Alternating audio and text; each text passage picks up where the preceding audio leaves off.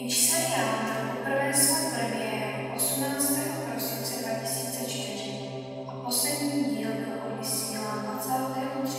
prosince 2006, kdy byl ukončen dílem Zé Zem a nekonec dobrý, všechno dobré. Jenže v tomto posledním díle to neukončili. Tady tam nějaké navázání na pokračování třetí série. Mohli jsme si všimnout, že se tam objevil Rafael Sila, jak jede v autě se svým spolupracovníkem a společně se zastavili u velké televize, kde bojovali Witch se Cedricem. No a pak úplně na konci ředitelka představila nového počítače a pak se jen řekl.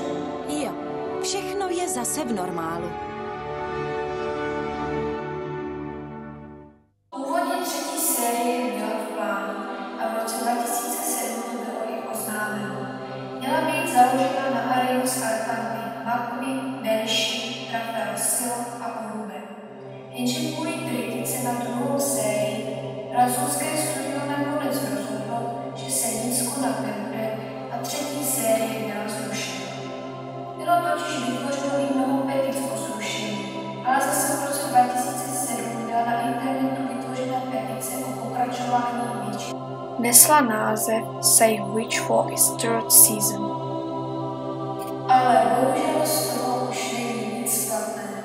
Když jsem konečně viděla dojátku toho, jak to doopravdy se seriál byl, je mi ze všeho navíc. Kvůli kritikům, kteří nebyli zrovna příznivci Witch, to prostě studio stalo. Kdyby se aspoň nevzdali a ukázali světu, že vytvoří něco ještě lepšího, tak oni ne. Oni to prostě zabalili. Zdali všechno a vykašlali se na to. Veškerá práce byla ztracena a zahozena pryč.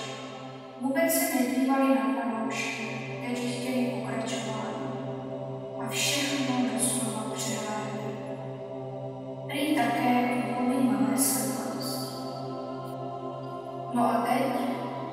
Francouzské studio MMB, co vytvářelo seriál, už neexistuje a režisér toho studia Bruno Bianchi zemřel v roce 2011. Takže žádná šance na to, že by udělali pokračování, bohužel není. To by si muselo jiné studio koupit autorská práva na Witch, aby udělali seriál. Ale jak tohle zařídit? Bohužel já sama na tohle nestačím. Už nevím, co mám pro čtát udělat. Je to asi jen na nás fanouškách. Rozhodla jsem se aspoň na Facebooku udělat skupinu, kde se seskupují všichni příznivci Witch, kteří chtějí třetí sérii. Možná by to mohlo pomoci. Teď můžeme jen čekat a doufat, že si na Witch někdo vzpomene a uvědomí si, že tyto krásné komiksové příběhy nejsou zalubení a dají i do života našich televizních obrazů.